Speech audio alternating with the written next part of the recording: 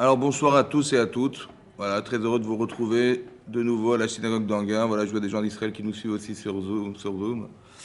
Et voilà, donc on est à la synagogue d'Anguin, comme tous les mercredis soirs, au 47 rue de Malville. On vous attend nombreux, ben, attachez, voilà, on vous attend nombreux.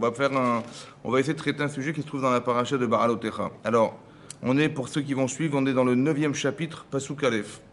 C'est marqué Vaïdaber Hachem et Moshe. Donc a dit Hachem à Moshe Bimar Sinaï, dans le désert du Sinaï. Bashana Hashenit, Letzetam, Meretz Misraim, Bachodesh Harishon, les morts. Donc on est la deuxième année du premier mois de la sortie d'Égypte. En fait, on est au mois de Nissan.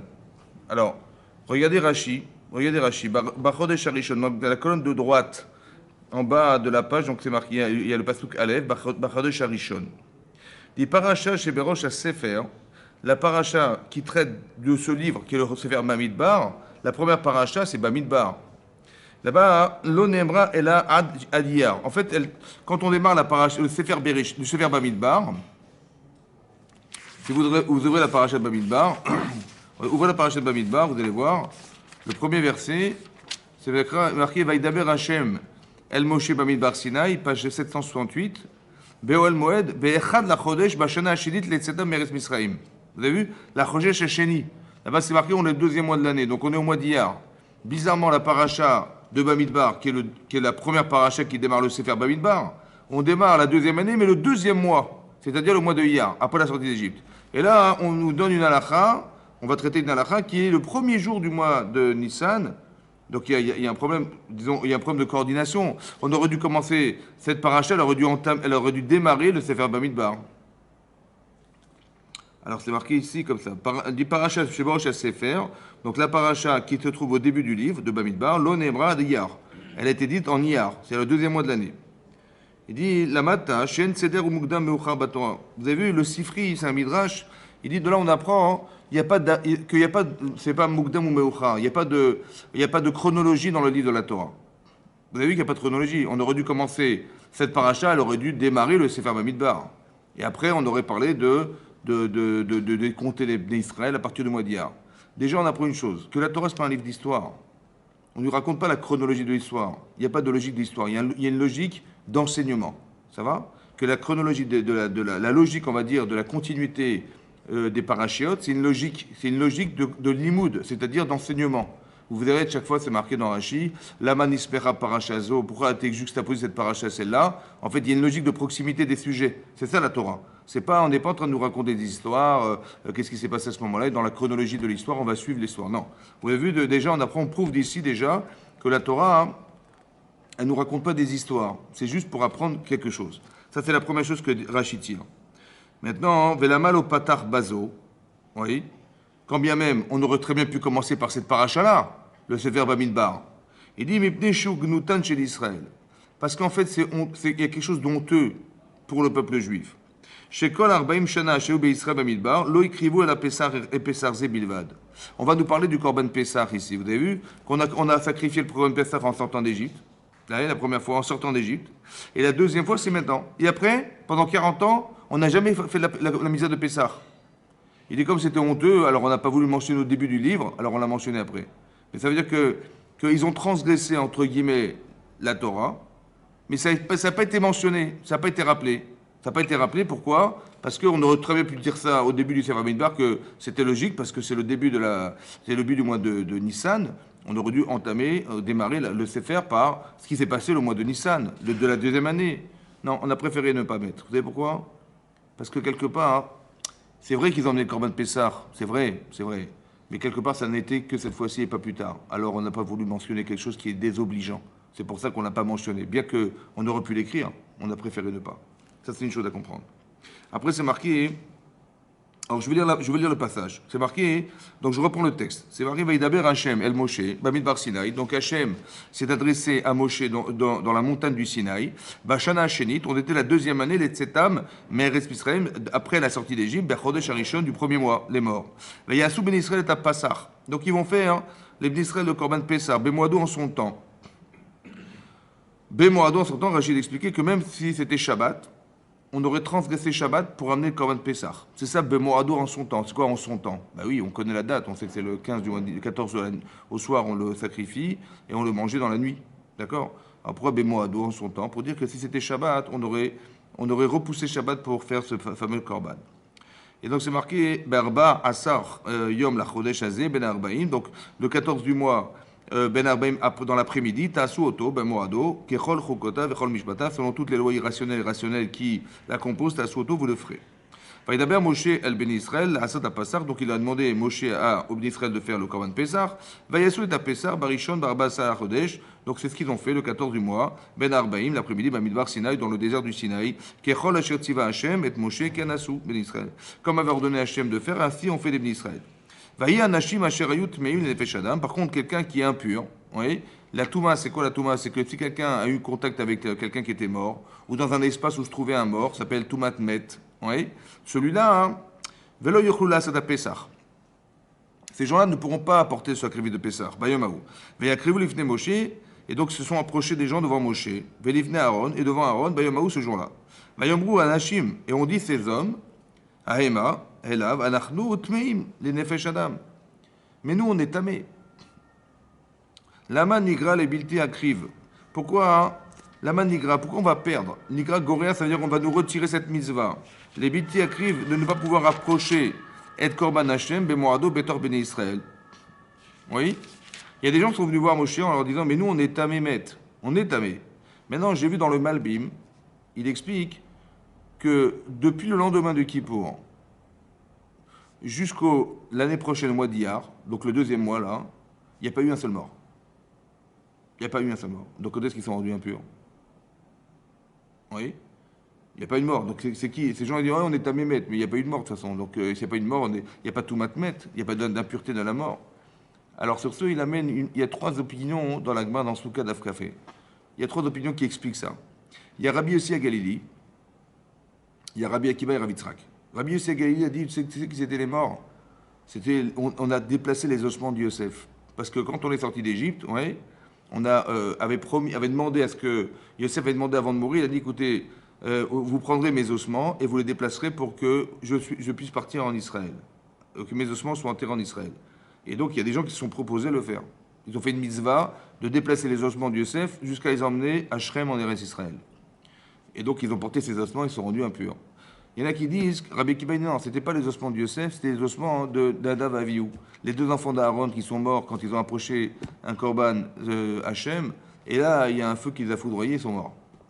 Et c'est de ces deux personnes dont il s'agit qu'ils ont porté les ossements. C'est de eux, le cadavre. Et Rabbi Tzrak, il dit non, c'était un met mitzvah. C'est quoi met mitzvah? Si quelqu'un est abandonné, ouais, il est mort. Oui, alors il est mort, donc on a une mitzvah d'aller le prendre et l'enterrer, c'est ça. Et donc ces personnes-là sont rendues impures en s'occupant d'un met mitzvah. C'est-à-dire que personne n'a pas de descendant. Alors là-bas, le Rachaim, il dit, mais de qui il s'agit alors? Puisqu'on a prouvé qu'il n'y avait pas eu de mort pendant cette période, il dit ce sont les guérim, des gens qui étaient convertis, qui n'ont pas été comptabilisés parmi les Israël, oui, qu'eux, il y a eu des morts, et c'est ces gens-là dont on parle qu'on a dû mettre mitzvah. Ils étaient abandonnés, ils n'avaient pas d'enfants, ils n'avaient pas de parents, ils n'avaient pas d'enfants, et ces gens-là, des guérim, des convertis, on a dû les enterrer parce qu'ils sont décédés pendant cette période-là, et c'est de ça dont il s'agit. Donc on a trois opinions, ça va? Maintenant, quelqu'un, il vient, hein, il a fait une mitzvah.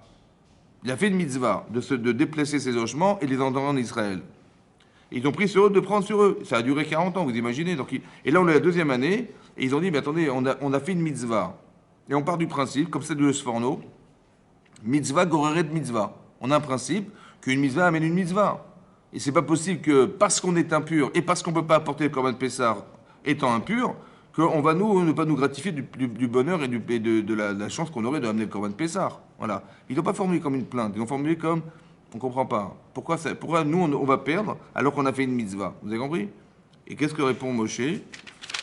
Moshe répond, Vayomer alahem, il leur dit, Moshe, aimdu, tenez-vous, ve'eshma ma'itzave Hashem alachem. Et je vais écouter ce que Hashem va m'ordonner. Ça veut dire que Moshe, il ne savait pas cette halakha. Disons qu'elle n'a pas été prononcée sur le mont Sinaï. C'est bizarre. Il y a une halakha qui pose problème parce que effectivement ils étaient impurs, effectivement ils ne pouvaient pas porter le Korban Pessah, et là il y a une ambiguïté parce qu'ils ont fait une mitzvah de déplacer les ossements de Yosef ou de Nadav Avihu, ou bien de ce fameux guerre qui était converti là. Et eux, au détriment de ce qu'ils ont fait, on leur empêche de faire leur commande Pessah. C'est pas normal. Alors ils ont dit qu'est-ce qu'on fait, comment ça se passe? Alors il dit bah écoutez, attendez, je vais voir ce que me dit Hachem. Et regardez ce que dit Rashi. Rashi, il amène, il redit comme ça. Ouais, regardez juste avant Pasuk Vav. Livne Moshe, attendez, où est-ce que c'est? Voilà. Regardez la page 826. C'est marqué Amar Lahem, Imdu Veishma. Tenez-vous, ouais, et je vais écouter. Ketalmid Muftach Lishmo Mepirabo. C'est comme un élève qui est sûr qu'il va entendre son maître. Dit Ashre Yalud Isha, Shekar Muftach. Heureux soit la maman qui a accouché d'un enfant pareil, qu'il est sûr de lui, qu'Hachem va lui répondre. Chez Kozman Shayarot Seya Medaber Imashrina. Vous avez vu qu'à chaque fois qu'il avait besoin d'une information, il appelait Hachem en direct. Ça n'existe pas, ça. Les Névi'im, ouais, vous avez vu que les Névi'im, ils avaient de la névoie seulement en dormant. C'était que en sommeil qu'ils avaient une prophétie. Ouais, quand le corps est en sommeil, il n'y a rien qui fait écran entre la neshama, on va dire, et le corps, et le moi, comment dire, et l'amour propre. Il n'y a rien, parce que ça dort. Alors la neshama, elle peut réceptionner une information qui vient d'Hachem. Mais c'était que Bachalom, en rêvant que les Névi'im, ils avaient des visions des messages d'Hachem. Mais lui, Moshe, direct, hein, il demande, il a directement la prophétie, directement l'information. Et c'est ce qu'il dit là, c'était exceptionnel. Et donc, qu'est-ce qui s'est passé? Donc, Verouya ita parachazo lehamer al yede Moshe. Normalement, cette paracha, elle aurait dû être dictée par Moshe Rabbeinu. Là, on aurait dû la donner à Moshe Rabbeinu, et lui, il aurait dicté au Bnei Israël. C'est ça qui aurait dû se passer. Non. Qu'Hachem, quand la Torah coula, comme ça se passe tout le temps. Hachem, il a donné l'information à Moshe, sur le mont Sinaï, ou bien dans le désert, et après, bah, c'est Moshe qui l'a transmise aux autres. C'est comme ça que ça se passe. Ici, non. Et là, chez Zahou Helu, en fait, eux, ils ont été méritants, chez Tehamer al Yedem, que cette halakha était dite par eux. Chez Megalgim Srut al Zakai. Megalgelim Srut al Zakai, ça veut dire que Hachem, il va utiliser des gens compétents pour pouvoir réaliser ce que Hachem aurait voulu que soit. Ça veut dire, attention, cette halakha, elle n'a pas été dite sur le mont Sinaï. Tu sais pourquoi? Parce qu'il y a des gens qui ont des compétences, lesquelles, bah, c'est ces fameuses personnes-là, ces personnes-là, qui ont eux porté les ossements de Yosef, etc. Et ils vont venir, ils vont dire, mais attendez, on est tamé, on aurait tellement aimé pouvoir apporter ce Korban Pessah, et on ne peut pas parce qu'on est impur. Il y a un problème. Comment ça se passe? Qu'est-ce qu'on fait? Vous avez vu? Il est très intéressant que c'est marqué ici que ça a été organisé. Hachem, il a fait exprès. Parce qu'ils avaient du srout. Ces gens-là, ils étaient méritants. Et donc, on est mégal-gal srout. Ça veut dire qu'on fait basculer un mérite par des gens méritants. C'est-à-dire que si... Oui, c'est très intéressant de voir qu'ils auraient pu se plaindre. En se disant, mais attendez, j'ai pas compris. On fait une misva, et voilà qu'on peut pas faire Korban Pessah, c'est pas normal. On aurait pu se plaindre. C'est quoi cette Torah? Il y a un problème, il y a un dysfonctionnement dans l'histoire. Oui, comme un petit peu comme... Vous avez vu que c'est bizarre parce que dans la Megillah dans la Gada de Pessah, on nous dit qu'Hachem il a fait beaucoup de miracles. On a eu de l'eau dans le désert, on a eu la manne, on a eu les slaves, on a eu de la viande, on a eu plein de choses, des miracles permanents. Mais c'est vraiment parce qu'ils sont tout le temps arrivés ces miracles après une plainte. Comme ici. Il dit, on regrette, on avait, comment vous dire, on avait de la viande en Mitzrayim qu'on n'a pas ici, etc. Et donc, il y a eu une plainte qui s'est formulée. Ou alors qu'il manquait de l'eau, on était en train de mourir de soif dans le désert. Et là, ils se sont plaints auprès de Moshe Rabbeinu, mais il dit, il n'y a pas de quoi boire, mais quoi, on va tous mourir de soif, nous et nos enfants, c'est pas possible. Et ça a été formulé sous forme de plainte. Et après, qu'est-ce que fait Hachem? Il va demander à Moshe de frapper sur le rocher, ou bien... Vous avez compris? En fait, quand on y réfléchit, mais évidemment que c'est pas viable de vivre dans le désert, évidemment. Donc Hachem, il sait pertinemment qu'on n'est pas outillé pour vivre dans le désert sans pouvoir boire, c'est évidemment comme ça. Donc qu'est-ce qu'il a fait en fait? Il a créé un manque. Il aurait tellement aimé qu'on demande quelque chose et pas qu'on se plaigne d'eux. Et vous avez remarqué qu'à chaque fois qu'on s'est plaint, ça a été répertorié comme une faute. Ça veut dire qu'il est comme si on devait comprendre que Hachem voulait nous amener à quelque chose. On aurait dû atteindre quelque chose parce qu'on a des compétences et on voulait nous amener quelque part. C'est-à-dire d'être capable de voir de nos yeux vus que grâce à nous, on a eu cette halakha. Grâce à nous, Hachem, il a fait pleuvoir parce qu'on a demandé. Grâce à nous, on a eu de la viande, on ne l'a pas réclamé de façon violente, mais on en avait besoin, alors Hachem nous l'a donné. On aurait pu voir des miracles. Le problème, c'est qu'il n'y a pas eu de forme. Vous avez compris? C'est la forme qui a dérangé. La forme a dérangé. La façon d'exprimer les choses a dérangé. C'est répertorié comme des avérotes, des fautes, non pas parce que... Bah évidemment, c'était légitime qu'on puisse boire et manger dans le désert, évidemment, c'était pas possible autrement. Mais la manière de le formuler, là, ils se sont pas plaints. Ils ont dû dire, on n'a pas compris. Il dit, ah, si vous n'avez pas compris, super. Vous avez du srout. Ça veut dire que la capacité que nous avons, alors que ce sont des situations difficiles, alors qu'on aurait tellement voulu faire la Torah, et puis on se dit, je comprends pas, mais comment je peux être à la fois handicapé par le fait d'avoir pris les ossements de Yosef, et d'un autre côté, je peux pas faire comme Pessar, mais c'est pas normal. Vous avez compris ce qui se passe? Donc on n'est pas. S'il se passe quelque chose, en vérité, c'est un message. S'il se passe quelque chose dans nos vies qui ne sont pas forcément en adéquation avec ce qu'on espérait, c'est pour créer quelque chose chez soi. En fait, je veux me rendre compte que la mitzvah que j'ai faite, si je la fais comme un religieux, en disant voilà, je suis religieux, vous savez, j'ai été prendre des ossements de Yosef, je dis mais je comprends, mais j'ai fait ce qu'on m'a demandé de faire, et puis tout à coup, c'est au détriment de ce que j'aurais voulu encore faire. C'est pas normal, et je vais me plaindre. Non, c'est pas comme ça que je réfléchis. Je me dis, ce que je fais, ouais, ça va me permettre de devenir quelqu'un. Vous avez compris? Quand vous faites une mitzvah, l'objectif, c'est pas ce que vous faites, c'est ce que vous devenez. Vous avez compris? Et si c'est dans l'objectif de devenir, alors je peux me plaindre, parce que je sais que je vais devenir autre chose avec. Vous avez compris ce qui se passe? On est mes akel et des akai. C'est-à-dire que si tu le fais dans ton intérêt personnel, alors ça ne marchera pas. Parce que dans ton intérêt, tu vas réclamer de l'eau. Dans ton intérêt, tu vas réclamer que tu manges de la viande. Tu vas réclamer. Alors que Hachem, il savait pertinemment qu'il fallait que tu aies de la viande. Donc pourquoi il t'a privé de cette chose-là? Il t'a privé de ça pour que tu le demandes. Et en le demandant, tu verras ce qui va t'arriver. Et ce qui va t'arriver va te permettre d'avoir plus d'émouna. Vous avez compris comment ça marche? Donc au lieu de se plaindre de ce qui nous manque, on devrait utiliser ça comme un argument pour demander à Hachem. Et cet argument nous permettra d'avoir le mérite de pouvoir faire que jusqu'où ça va, c'est plus que de l'alimentation. Puisqu'on voit que c'est une halakha, qu'on a occulté dans ce qu'on avait pu enseigner à Moshe Rabbeinu, juste pour que ce soit eux qui le demandent. Vous avez compris ce que ça veut dire? Si tu as le mérite que ça arrive, c'est quoi le mérite? C'est d'avoir compris ce système dont je vous parle. Un petit peu comme au début de la paracha, de cette paracha. C'est marqué, Rashi ramène, il dit, pourquoi on a juxtaposé la paracha des chefs de tribu, qui chacun a apporté un korban, on répète 12 fois la même chose, chacun il a apporté Kirat Kisefasa, 12 fois les mêmes ingrédients, les mêmes matériaux, tout pareil, 12 fois. D'accord? Et après, tout d'un coup, on nous parle de la paracha de Baal Otecha, on nous dit qu'Hachem a demandé à Moshe de dire à Aaron, c'est toi qui vas allumer les nérotes. Ouais, les fameuses bougies, les fameuses flacons de lumière qui étaient sur les candélabres. C'est quoi la logique? Rachid dit là-bas hein, que on a invité chaque chef de tribu. Chaque chef de tribu est invité. Et chaque chef de tribu, il a amené son sacrifice pour inaugurer l'autel du Mishkan. Ça va? Donc on appelle Yehuda, on appelle la tribu de Yehuda, la tribu de Reuven, la tribu de Shimon.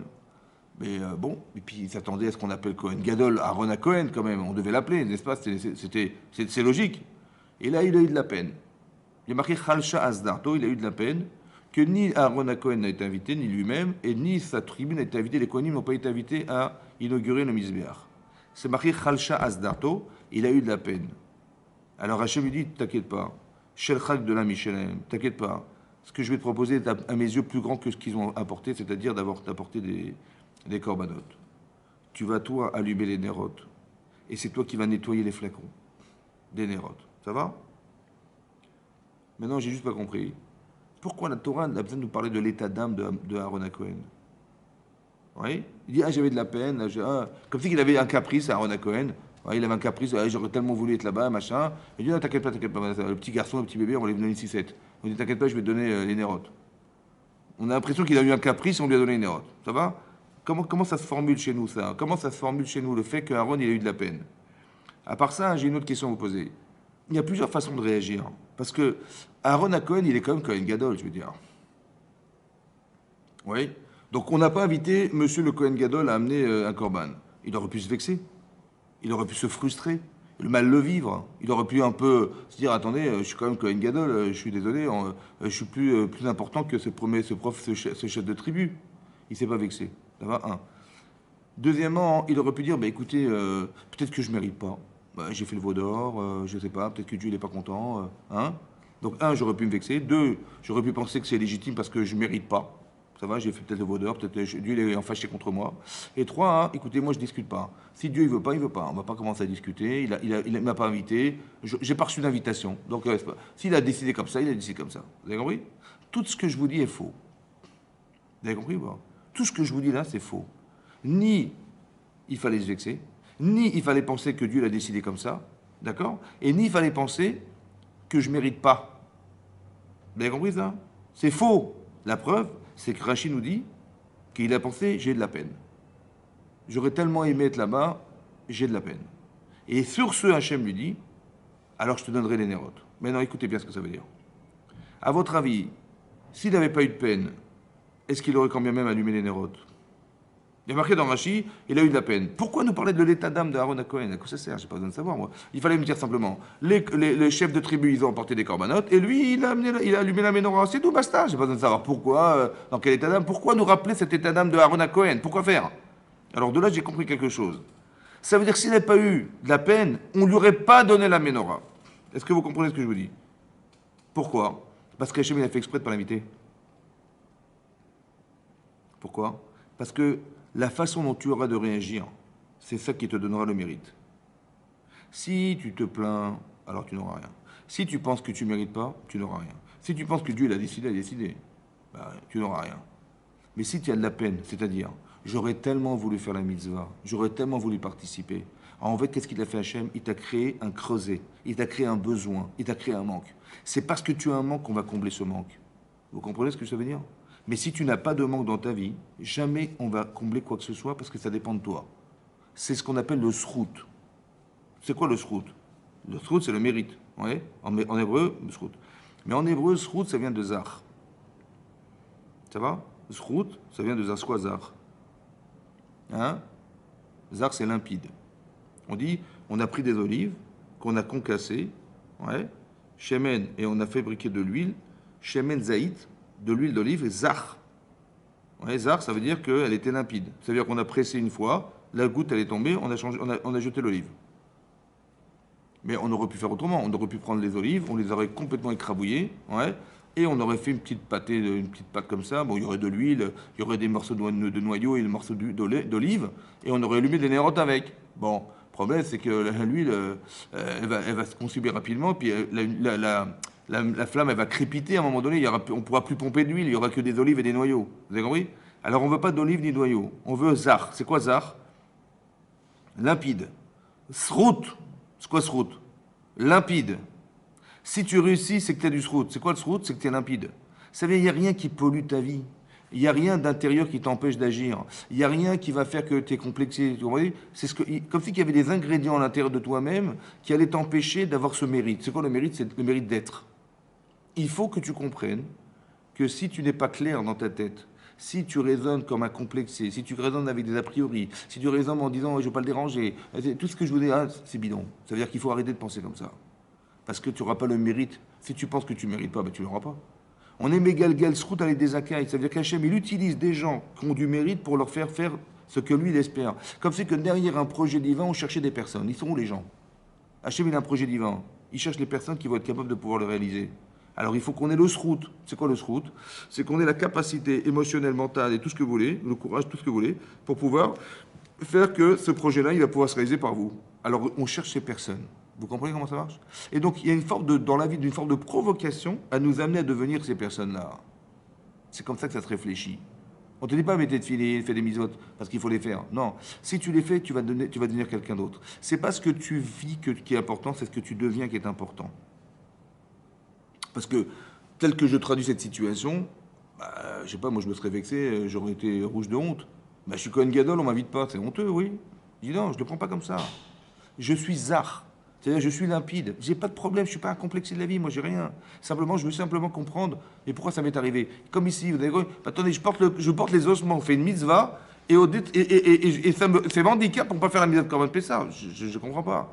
Mais je vais pas me plaindre, mais c'est quoi cette Torah là, n'importe quoi, tout se contredit, on fait des mitzvahs d'un côté, on en enlève de l'autre, c'est quoi cette Torah, c'est n'importe quoi. On n'est pas dans la plainte, on est juste dans la capacité parce qu'on est zar. On dit, écoutez, j'ai pas compris.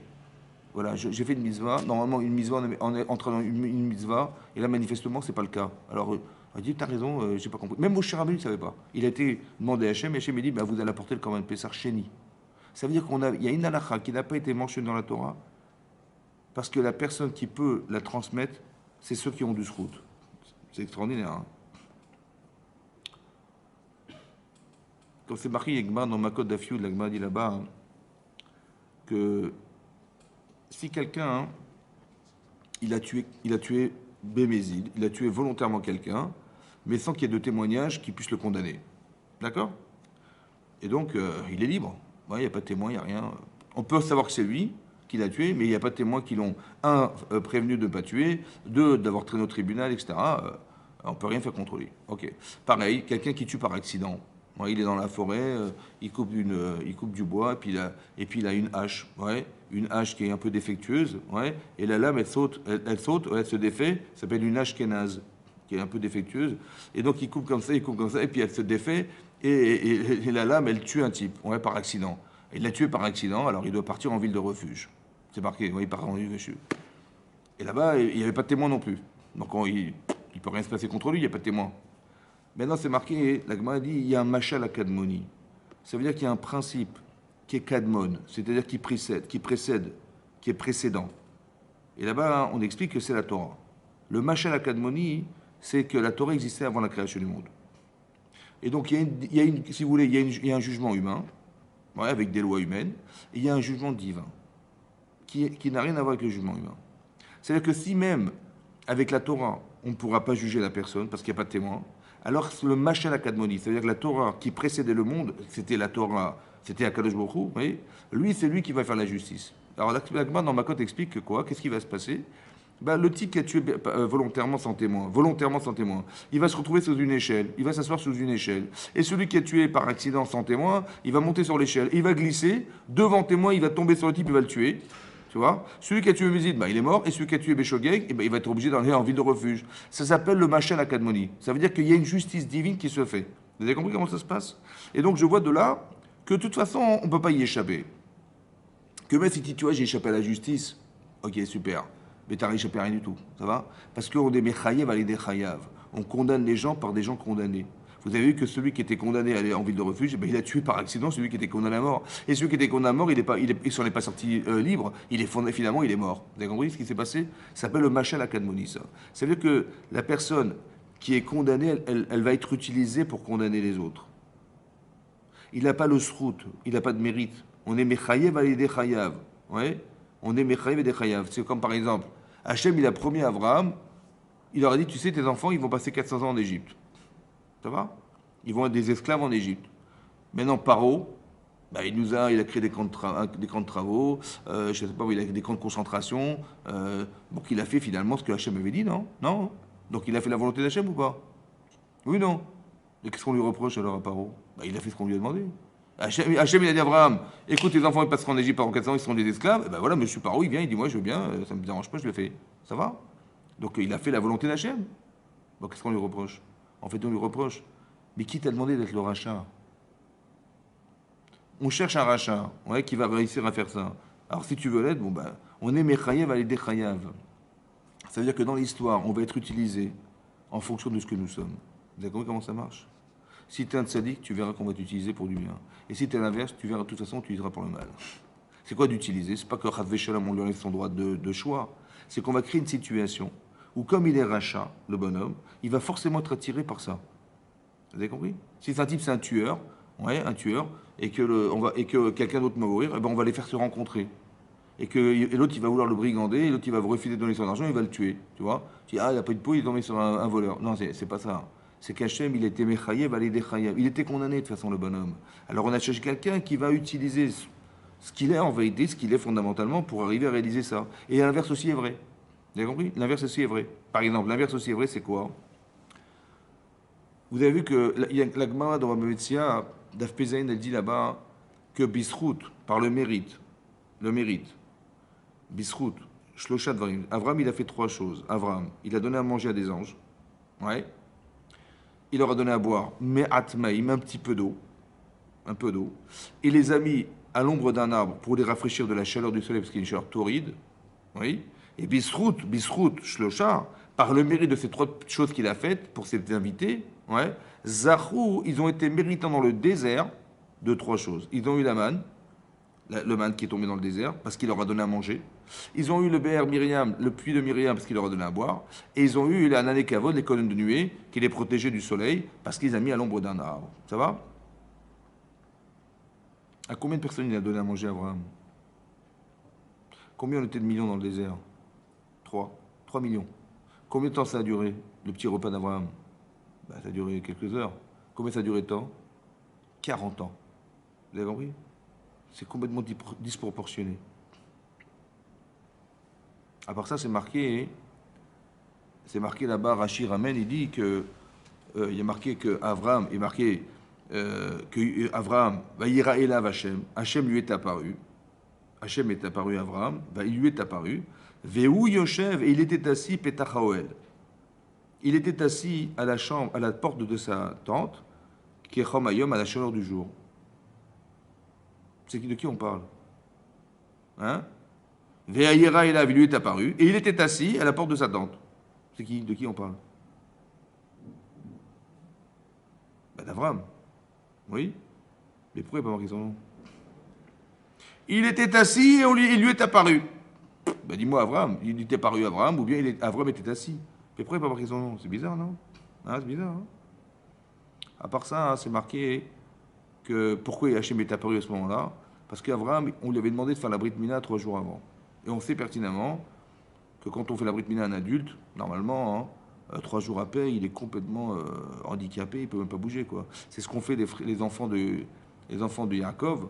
Lorsqu'ils ont prétexté, oui, on va se marier avec vous, avec les habitants de Shrem, quand Dina a été abusée par Shrem ben Hamor, le roi, il est venu voir Yaakov et il a dit, écoutez, on aurait bien voulu que nos enfants se marient entre eux. Et là-dessus, les enfants, ils sont venus, qu'est-ce qui se passe et tout, et voilà. Il dit, mais vous savez, chez nous, ça se passe pas comme ça, il faut absolument que vous soyez circoncis, si vous n'êtes pas circoncis, on ne pourra pas se marier entre nous. Et donc, qu'est-ce qu'ils ont fait? Ils ont dit, ok, ils ont accepté, ils sont circoncis. Au bout de 3 jours, ils étaient complètement abattus. Et ils sont rentrés, ils ont massacré la ville, ils ont pris leur soeur, ils sont partis. Donc on voit que 3 jours de Brit Mila pour un adulte, mais c'est même pas envisageable de se lever, quoi. Et pourtant, Abraham, il avait fait la Brit Mila il y a 3 jours. Il était assis devant sa porte en espérant que des gens allaient venir. D'accord? Qu'est-ce que fait Hachem? Il lui envoie la chaleur. Yatsa Chama Minartika. La chaleur, le soleil, il est sorti de son enveloppe. C'est-à-dire, il n'y a plus de couche d'ozone, quoi, carrément. Et la chaleur n'était pas du tout filtrée par la couche d'ozone. La couche d'ozone, elle filtre 45% de la chaleur du soleil. Ça veut dire que s'il faisait, je sais pas moi, 50 degrés, il faisait presque 90 degrés, quoi. Insupportable. Et Hachem, il a fait ça pourquoi? Alors, Barachidi, pour ne pas déranger Abraham. C'est-à-dire qu'il est tellement chaud dehors que personne ne voulait sortir dehors. Ça va? Et tout ça pourquoi? Pour ne pas déranger Abraham. Il fallait pas qu'il était malade, il fallait pas qu'il se lève. Ça, c'est ce qu'Hachem a pensé. C'est ce qui est marqué dans Rashi. Mais qu'est-ce qu'il a pensé à Abraham? Je sais pas, mettez-vous à la place d'Abraham. Je sais pas, j'ai envie de faire de l'hospitalité, moi. J'ai envie de recevoir des gens. Ouais. Et tellement j'ai envie que même la Brit Mila, ça ne m'a pas empêché de le faire. Ouais, c'est quand même énorme. Oui. Donc, quand je sors dehors et je vois personne dans la rue, et il fait une chaleur torride que même dans la météo, on n'avait pas prévu, je dis, ça c'est Mina Shamaim. Donc, qu'est-ce que vous en pensez, vous? T'as envie de faire un mitzvah, et il n'y a personne dans la rue. T'as envie de faire une mitzvah, mais il fait une chaleur tellement énormissime, qui n'est pas normale, que les gens ne sortent pas dehors. Alors, qu'est-ce que tu te dis? Je dis, Hachem et mitzvot, n'en veut pas. C'est frustrant, c'est vexant, non? Oui, non. C'est comme ça qu'il a pensé à Abraham? Pas du tout. Il a dit, je veux absolument sortir dehors. Il a demandé est-ce que. Et Hachem, quand il a vu qu'il était en peine de ne pas recevoir des gens, comme ça dit Rachid là-bas, c'est la même expression que ce qu'on a vu dans la paracha de chez nous, oui, alors il lui a envoyé des anges. Ça va? C'est logique, ça? Pourquoi il a envoyé la chaleur? Pourquoi il a envoyé la chaleur? Pour ne pas déranger Abraham. Mais il a vu qu'Abraham, il avait de la peine, il voulait absolument recevoir des gens. Qu'est-ce que vous auriez fait, vous? Si j'ai mis la chaleur pour éviter que les gens sortent. C'est ça, non? Donc, qu'est-ce que j'aurais dû faire? J'aurais dû retirer la chaleur pour laisser les gens sortir. C'est ce qu'il a fait ou pas? Pas du tout. Il a laissé la chaleur, il a envoyé des anges. C'est pas normal. Encore plus de souffrance. C'est pas normal. D'accord? La Gemara de Ramsey, elle dit, par ce mérite-là, finalement, il a reçu des anges.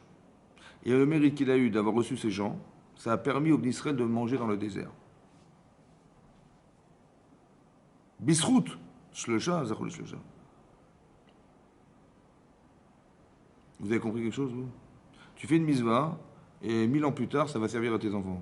Je savais pas que moi, je pensais pas qu'on allait arriver à à balancer des mitzvot comme ça dans le temps et ça allait partir, ça allait un jour servir aux autres. Moi, je pensais qu'on faisait pour soi des mitzvot. Je pensais pas que. Non? Quand tu mets la zdaka, c'est pour qui? C'est pour toi. Tu fais une mitzvah. Quand tu mets tes fils, c'est pour qui? C'est pour toi. Ouais. Je pensais pas que ça pouvait servir, moi. Je pensais pas ça. Moi, je pensais qu'on était des religieux, on faisait des mitzvot pour soi. Non, c'est ça ou pas? On voit que c'est pas ça. Comment ça marche? Et d'où Chazal ont su, comme les Chachamim ils ont su, que parce qu'Abraham il a fait cette mitzvah-là, c'est ça qui nous a donné dans le désert. Ah bon? Peut-être que non, parce qu'Abraham il a fait des auberges. Vous savez, il a fait des auberges dans le désert. Il a fait des auberges dans le désert, Abraham. Et donc ça a permis à des gens nécessiteux de pouvoir aller manger, dormir. Et ben, j'aurais dit peut-être par la mitzvah qu'il a fait des auberges, on a pu manger dans le désert. Oui. Pourquoi c'est cette mitzvah-là d'Afka que le Chachamim ont dit non, c'est celle-là qui a fait nourrir. C'est celle-là qui a nourri. Peut-être à cause de la question. Écoutez bien. C'est pas logique ce qu'il a fait Hachem. Parce que si il a envoyé la chaleur pour éviter que les gens sortent, alors quand il a vu qu'Abraham il voulait absolument recevoir, il aurait dû enlever la chaleur. Pourquoi il a conservé la chaleur? Ouais. Ah, vous savez pourquoi il a conservé la chaleur? Parce qu'Hachem, il avait un projet personnel. Il fallait qu'en sortant d'Égypte, dans le désert, on puisse recevoir la Torah. C'est vrai? Mais tu ne pourras pas survivre dans le désert. On n'est pas outillé pour vivre dans le désert. C'est hostile le désert. Il n'y a pas d'eau, il n'y a pas de végétation, il n'y a pas d'animaux, il n'y a rien. Comment tu vas vivre? Alors Hachem, il cherche quelqu'un qui est capable, dans son dépassement de soi, dans la chaleur, de nourrir des gens. En vérité, qu'est-ce qu'il a fait Hachem? Il a reconstitué le désert chez Abraham Avinu. Vous avez compris ça? Mais est-ce que dans ce désert-là, tu vas faire un acte exceptionnel, tu vas sortir de ta faculté, tellement tu as envie de faire l'hospitalité, qu'au-delà de ta nature, tu es capable de nourrir des personnes. Si tu es capable, alors moi aussi, au-delà de la nature, je nourrirai des gens dans leur désert. Vous avez compris ce que ça veut dire ça? C'est ça le srout. Ça veut dire que ce qui est arrivé à Abraham, il aurait pu s'accabler, il aurait pu se plaindre, il aurait pu dire mais c'est quoi cette vie, c'est quoi je vais faire des mitzvot, tu veux. Et je le sais, il le sait Hachem que j'ai envie de faire la mitzvah. Et pourquoi il n'envoie personne? Il aurait été vexé de ce qui lui arrive. Ouais. Ou alors il te dit ah ben je dois faire tes chouvas, j'ai dû faire des avérotes, je vais faire tes chouvas. C'était pas du tout ça. Vous avez compris ou pas? Hachem il a fait exprès. Il a fait exprès. Pourquoi faire? Parce que si tu es capable de te dépasser, si tu as ce mérite-là, alors je vais pouvoir le faire. C'est pour ça que c'est marqué peut-être dans le texte. Il lui est apparu. Il était assis. Pourquoi il n'a pas marqué Abraham? Parce que quand tu te dépasses, c'est pas toi. Quand tu te dépasses, tu dépasses on va dire, ta partie corporelle qui te définit en fait. Vous avez compris? Il a été Moser Nefesh. Ça veut dire il avait tellement un désir tellement fort, énormissime de pouvoir donner, de rendre service aux gens, que c'était plus fort que lui. Et il ne pouvait pas ne pas recevoir des personnes, c'était plus fort que soi. Et donc combien c'est plus fort que soi? Combien c'est plus fort? Alors écoutez bien. C'est comme ça qu'on réfléchit l'épreuve. Écoutez comment on réfléchit l'épreuve. Je suis Avraham Avinu, je viens de faire la Brit Mila. D'accord? Hachem il m'a dit fais la Brit Mila. D'accord? Maintenant il me dit comment tu te sens? Je dis bah ça fait mal, hein. Ça fait 3 jours là mais j'en peux plus, là, je suis accablé. Mais est-ce que tu ressens le besoin, dis-moi, franchement, sincèrement, tu ressens le besoin de faire Achnasatochim malgré la douleur? Je dis oui, bien sûr, j'ai envie de recevoir des gens, je suis à la porte de ma tente, j'attends des gens. Super. Hachem, il t'a fait savoir que la mitzvah, elle est plus forte que ta douleur personnelle. D'accord? Maintenant, écoute, mon chéri, je te rajoute la chaleur. Comment tu te sens? Ah, je suis accablé là. Moi, j'aurais décroché le téléphone depuis longtemps. J'aurais dû me déranger pas avec la chaleur, la douleur, laisser tomber. Hachem lui dit, mais dis-moi, malgré la douleur et la chaleur, tu as envie de faire la mitzvah ou pas? Il dit, bien sûr. Il dit, mais super, Mazal Tov. En fait, qu'est-ce qu'il a fait Hachem? Nous, on croit que quand Hachem nous éprouve, hein, c'est pour savoir est-ce qu'on va faire ou pas. Hein, c'est ça. Hein. On va venir à la synagogue ou pas? On va voir si tu vas venir. Tu vas étudier ou pas? On va vérifier. Voilà, on t'a mis un rave, on t'a mis quelqu'un, on va voir si tu vas venir. Nous, on croit que Hachem, il veut savoir si on est capable ou pas. C'est ça qu'on croit en général. Mais Hachem, il est capable de voir la création du monde à la fin des temps, à la seconde où je vous parle. Donc il n'a pas un problème de savoir. Puisqu'il sait Hachem, il n'a pas de problème de savoir, il sait tout. Ça va? Donc qu'est-ce qu'il fait Hachem? Pourquoi il fait ça? Il ne fait pas ça pour savoir. Il fait ça pour nous faire savoir. Tu sais où est-ce que tu en es? Alors je vais te faire savoir. Tu as compris ça? Si tu arrivais à être Avraham Avinu capable de pouvoir nourrir des gens dans ton désert avec la chaleur qu'il y a, eh ben, tu vas savoir combien la mitzvah tu l'as construite dans ta vie. Combien elle a de force en toi. Au-delà de la souffrance et au-delà de la chaleur, super, que la kavod, ben, ça m'intéresse, dit Hachem. Parce que moi j'ai besoin de nourrir des gens dans le désert. Alors Bisroutra, je vais les nourrir. Vous avez compris ou pas? Maintenant il a nourri qui? Qui l'a nourri? Abraham. Il a nourri des hommes? Il a nourri des anges. Est-ce qu'ils ont mangé? Non. Est-ce qu'ils ont bu? Est-ce que ça a servi à quelque chose ce qu'il a fait? Ça a servi à quoi? Il a donné à boire. Ils ont fait. Rachid dit, ils ont mangé et ils ont bu. Mais Keilou, évidemment. C'est comme s'ils ont fait exprès. C'était. Ça n'a servi à rien ce qu'il a fait. L'ombre d'un arbre, elle a réfléchi ses gens? Non, c'était des anges. Alors c'est quoi le srout? Le résultat, il est nul. Il dit, hey, j'ai donné à manger. Bon, Avram, il ne savait pas. Peut-être il ne savait pas, Avram. Mais est-ce qu'Hachem, il savait? Hachem, il savait que c'était des anges. Donc il savait que le résultat de ce qu'il a fait, c'était zéro. Voilà. Donc c'est quoi le srout alors? C'est quoi le srout? Hein? Il n'a rien fait. Quand tu dis je fais quelque chose, c'est quoi le... Il y a quelqu'un qui tape à ta porte, il a besoin d'argent, il est pauvre. D'accord? Le but, c'est que tu lui donnes 100 euros, ou le but, c'est qu'il ait ces 100 euros dans la poche pour pouvoir se nourrir, ou que toi... Est-ce que le but, c'est le résultat de l'acte, ou le but, c'est l'acte? C'est quoi le but de la mitzvah? C'est le résultat de l'acte? C'est-à-dire qu'il pourra manger demain? Ou c'est ce que tu as fait? C'est quoi le but? On a dit que c'était être la mitzvah, donc c'est le déroulé qui est important. C'est quoi c'est? C'est le déroulé qui est important. C'est-à-dire ce que je deviens? Ou ce que je fais? Ce qu'on devient. Ou ce que l'autre, il reçoit? Ce qu'on devient. Parce qu'en vérité, entre nous, est-ce que c'est à moi de donner de l'argent aux gens? Ou c'est Hachem de s'en occuper? Hein? Après, il m'a demandé à moi. Il dit parce que si tu as le mérite de pouvoir le faire à ma place, super. Le but, c'est pas ce que vous allez faire, c'est ce que vous allez devenir. Vous avez compris ça? Maintenant, écoutez-moi bien. Avram, il a fait quelque chose qui n'a servi à rien. Puisque, au final, ils n'ont ni bu, ni mangé, ni truc. Donc, c'est quoi le srout qui a nourri les Israël dans le désert? C'est quoi? C'est le dépassement de soi qu'il a eu. C'est ce qu'il est devenu. Ils ne se sont pas nourris. Ils se sont nourris de qui, en fait, les Israël? D'Abraham. Vous savez pourquoi? Parce que ces gens-là que tu vois là-bas, ils descendent de lui. En fait, ils sont où? Abraham, tu vois, un monsieur, il est là, monsieur Abraham. Mais il a toute l'Israël là-haut. Dans lui, il y a toute l'Israël. Il y a les petits atomes qui sont à l'intérieur, c'est les enfants d'Israël qui vont naître demain. Ça va?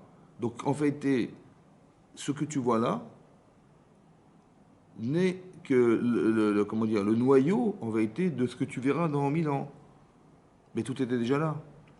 Mais pour que ces gens-là ils puissent avoir la capacité à exister dans leur désert, il fallait qu'il y ait un homme qui soit, lui, capable d'avoir le mérite d'avoir pu, dans son désert, faire un acte de bonté, de chesed, d'hospitalité, comme il a fait, au-delà de la nature, pour qu'Hachem puisse le faire au-delà de la nature. C'est ça le srout. Vous avez compris? Le mérite, c'est zar. C'est ce que tu es devenu qui a permis à tes enfants de... C'est pas qu'Hachem il a pris ta mitzvah, il l'a balancé dans l'histoire. Et par ton mérite, on a récupéré ta mitzvah et hop, on l'a balancé là-bas et par ce mérite-là, grâce à Dieu, voilà, ils ont pu manger. C'est pas ça, non, c'est pas ça. C'est ce que tu es devenu toi aujourd'hui. C'est ce que tu as engendré, que tes enfants, tu vas véhiculer, je sais pas moi-même dans tes atomes, je sais pas quoi, tu vas véhiculer ce message-là permanent qui vont pouvoir être capables, eux, dans leur désert, de pouvoir survivre. Vous avez compris ce que ça veut dire? C'est ça le pshat du srout. Hachem, il devait dire cette halakha de Pesach Sheni. Alors, il cherche des gens qui vont être capables de le faire. Alors, si tu te plains de... On t'a dit, écoute, je t'en prie, on t'a donné envie de porter les ossements de Yosef. On t'a donné envie de porter les enfants, les ossements de Nadav Avihu. Ouais, tu dis, ouais, moi je m'engage. Allez, je me lance. D'accord? Et tu as accepté de le faire. Tu as le srout de la mitzvah. Alors, sache qu'on va mettre mes galguels par toi. Parce que tu as du mérite, alors les choses elles vont se dérouler par toi. Ce qu'on attend de toi, c'est est-ce que tu es capable d'être cette personne? Alors, pour l'être, il faut se raffiner un petit peu, et il faut faire tes chouvas, il faut être capable de vouloir faire du bien, il faut être ma'amin bachem, il faut plein de choses, il faut des paramètres. Mais si tu l'es, alors on va t'utiliser. Vous avez compris ce que je veux dire? C'est très intéressant de voir. On n'est pas dans la formule, il faut faire absolument les choses parce que c'est la loi et c'est machin. Bien sûr qu'il faut le faire. C'est comme Hachem, il te dit, écoute, tu vas travailler la première année, la deuxième année, la troisième année, quatrième, cinquième année, sixième année, ton champ. Bon, mais la septième, t'arrêtes. Hein. Pardon, je n'ai pas compris. Tu t'arrêtes. Tu vas ni labourer, assourd, interdit de labourer, interdit de semer, interdit de commercialiser. Tu laisses à l'abandon ton terrain, tout le monde peut manger, les animaux, etc. C'est n'importe quoi. Comment je vais survivre? Alors, tu vas te poser la question, Manochal, Bachana Shevit. Mais si je ne le sème pas, je ne laboure pas, qu'est-ce qu'on va manger la 7e année? Hachem, t'inquiète pas, j'ai prévu un bracha. Ça veut dire qu'Hachem, il t'a interdit de le faire pour te proposer autre chose. Il t'a interdit de labourer. Il t'a interdit de semer. Tu veux comment je vais faire? Tu vas atteindre quelque chose qui s'appelle le bitachon. Mais c'est ce que tu vas devenir qui est important. Tu dis, ah, encore des interdits, encore des machins. C'est quoi cette histoire? C'est quoi cette religion là? On nous a interdit de. Mais ça ne peut pas s'expliquer autrement que t'expliquer que ce qu'on t'a interdit, c'est la limite de tes obligations. La limite de tes obligations, c'est l'interdit. La limite. Tu dis ça, tu peux pas, mais ça, tu peux. Et tu dois faire jusque-là. Ça va? Mais ça veut dire qu'on t'a dit, fais gaffe, ça, c'est interdit. C'est quoi interdit? Ouais, tu sais ce que tu peux faire. Mais jusque-là, tu peux, après, tu peux plus. Là, le Issour dans la Torah, c'est ça. Mais en fait, qu'est-ce que Hachem, il a voulu nous dire en disant, je vous interdis de labourer la terre? C'est dire, faites-moi confiance. Tu vas voir ce que tu vas devenir. Tu vas voir des choses que tu n'aurais même pas imaginées si tu avais dit non, non, écoutez, je suis désolé, moi je connais mon terrain, il va pousser tant et tant de récoltes cette année, ça fait 6 ans, donc je connais mon terrain par cœur, ne vous racontez pas d'histoire, il va rien se passer du tout, je vais crever la dalle, c'est bon. Je dis dommage, parce que tu aurais pu avoir une bracha. Vous avez compris ce que faut faire Hachem? Donc en nous interdisant de labourer, il voulait juste nous proposer de nous dire, écoute, laisse-moi faire, tu verras, je vais te montrer que j'existe pour toi. Je vais te montrer que j'existe pour toi. Et tout ça pourquoi? Comment de quelle manière? En disant, voilà, arrête-toi, ne fais pas, tu verras. C'est comme, on sort d'Égypte, d'accord? On sort d'Égypte, et au bout de 7 jours, on se retrouve dans la mer Rouge. Ça va? On se retrouve dans la mer Rouge, et puis on se retourne, et puis on voit les Égyptiens qui arrivent. L'armée égyptienne qui arrive sur nous, quoi. Veireu Maod. On a eu très peur, parce qu'on a cru qu'on allait mourir. On était pris en étau entre la mer, le désert et les Égyptiens. Où tu veux t'échapper? Quelle solution physique existe? Tu vas te noyer en nageant. Tu vas mourir de soif et de faim dans le désert. Sans parler des animaux sauvages, des scorpions et des serpents. Et à part ça, voilà, tu n'étais pas un guerrier pour te battre contre cette armée qui est en face de toi. Donc, quelle solution il y a? Quelle solution? Zéro solution. Ça veut dire qu'on est voué à mourir. C'est-à-dire, on va soit mourir de soif dans le désert, soit mourir de noyer dans la mer, soit on va mourir en se battant contre des gens qui sont beaucoup plus forts que soi. C'est vrai? On n'est pas des guerriers, on n'est pas des soldats, c'est vrai? Donc Hachem, il crée une situation pareille. Maintenant, essayons de réfléchir. Hachem, il sait qu'on n'est pas outillé pour se battre. Il le sait. Il sait bien qu'on ne pourra pas vivre dans le désert. Il le sait ou pas? Est-ce qu'il sait aussi qu'on ne pourra pas nager éternam? Il le sait aussi. Donc pourquoi il a fait ça? Hein? Pour qu'on crève, quoi. Ils ont dit, on va crever. Ils ont dit, ah, Bilti, et quand il manquait des cercueils, on a dit, pour qu'on soit obligé de mourir dans le désert. Là, il y a des cercueils. Là, mais là-bas, il n'y en avait pas. J'aurais préféré mourir là-bas. Ou j'aurais préféré continuer à être un évêque, un esclave chez Paro, vivant, que d'être un type libre mort dans le désert. C'est ça qu'ils ont dit, ouais. Ça, ils l'ont traduit comme ça. Vous avez compris le problème? Comment tu formules l'interprétation de ce que tu vois? Soit tu vas te plaindre, soit tu vas crier vers Hachem. Mais écoutez bien. Il y a marqué dans le Rambam que quand on fait des guerres, d'accord? Il y a marqué là-bas Al Yirach Levavchem. Quand tu vas faire la guerre contre ton ennemi, là-bas c'est marqué Al Yirach Levavchem. Al Yirach, ça veut dire que ton cœur ne doit pas s'attendrir à la peur qui va être provoquée par la peur de ton ennemi. Le Rambam, il compte ça comme un Issour Minatora. Quand tu fais la guerre, Assur Minatora, d'avoir peur et de se sauver ou de rebrousser chemin. Maintenant, le Rambam, il dit, s'il a eu peur, bon, mais s'il s'est sauvé, il a fait un Issour Minatora, de s'être sauvé, le soldat. Comme ça, le Rambam est possible. Le Rambam, il dit, attends, tu ne peux pas empêcher quelqu'un d'avoir peur. Ouais. Il dit, mais il a peur, il se sauve, ben, il a peur, il est frileux, il a peur, c'est normal. On ne peut pas empêcher quelqu'un d'avoir peur. Donc, c'est pas possible que ce soit un interdit de la Torah d'avoir eu peur et de s'être sauvé. Donc, il dit, non, c'était marqué là-bas, hein, c'est juste une aftacha, c'est une promesse. Hachem, n'aie pas peur, ça veut dire, je te promets que je vais t'aider. Mais c'est pas un issour, il n'y a pas d'issour d'avoir peur, c'est pas possible. Comme ça, le Ramban, il dit. Mais le Rambam, il a été posé qu'Alacha, qu'il y a un issour d'avoir peur à la guerre, à l'armée, et de se sauver devant son ennemi. Pourquoi? Pourquoi il y a un issour de se sauver? Oui. Alors, là-bas, il explique que c'est la midat habitachon, la confiance. Écoutez bien. Tu sais pourquoi ton ennemi t'attaque? Et tu sais pourquoi tu as peu de chances de t'en sortir? Je te demande juste une chose. Fais la guerre. N'aie pas peur. Et c'est en allant faire la guerre que tu vas me laisser faire la guerre. Si tu te sauves, alors j'aurais pas pu manifester mon existence, dit Hachem. Alors vas-y, juste fais le premier pas, et moi je ferai le reste. Ça veut dire que quand on est dans une situation où il n'y a aucune solution, c'est une invitation à laisser Hachem faire. Mais attention, il faut que tu y crois. Tu vas pas croire tu vas pas croire à ce que tu vois. Al Yirach Leva Frem. Tu dis, mais il y a de l'armée qui est là-bas, on va tous mourir. Vous avez compris ce qui se passe? Comme c'est qu'on voulait nous dire. Mais si tu crois en Dieu, mais Dieu il est fou alors. Parce qu'il t'a mis dans une situation où tu ne vas pas t'en sortir. Donc il voulait te massacrer. C'est ça qu'il voulait Dieu, hein, c'est ça? Il t'a fait sortir d'Égypte juste pour que tu meurs une semaine après. Razak ou Balour. C'est ça qu'il voulait? C'est sûr que non. Donc il voulait quoi? Il voulait que maintenant qu'il t'a fait les 10 plaies d'Égypte, il voulait entériner ça en t'expliquant que ce que je vais faire pour toi est beaucoup plus grand que ce que j'ai fait pour les autres. Je vais être dans une situation où tu n'as aucune solution. C'est un chesed d'Hachem qu'il nous met dans une situation où il n'y a pas de solution, juste pour dire, bon écoute, j'ai compris, ouais, j'ai pas besoin d'attraper un ulcère à l'estomac en me disant, mais comment je vais faire, et comment je vais faire, de toute façon, il n'y a pas de solution. Tu dis, mais comment on va faire, il n'y a pas de solution. Bah oui, j'ai compris, il n'y a pas de solution, alors quoi? Alors tu vas devenir malade. C'est ça, non? Mais non, t'as pas compris. Il a fait exprès. C'est ça la croyance. Il a fait exprès pour que tu l'appelles. Il a fait exprès pour que tu interviennes. Et quand tu vas intervenir, lui va faire le reste. Tu as compris ce qui se passe? Toutes les guerres de 48, les guerres de Kippour, les guerres de, je sais pas, les 7 jours, tout ça c'est...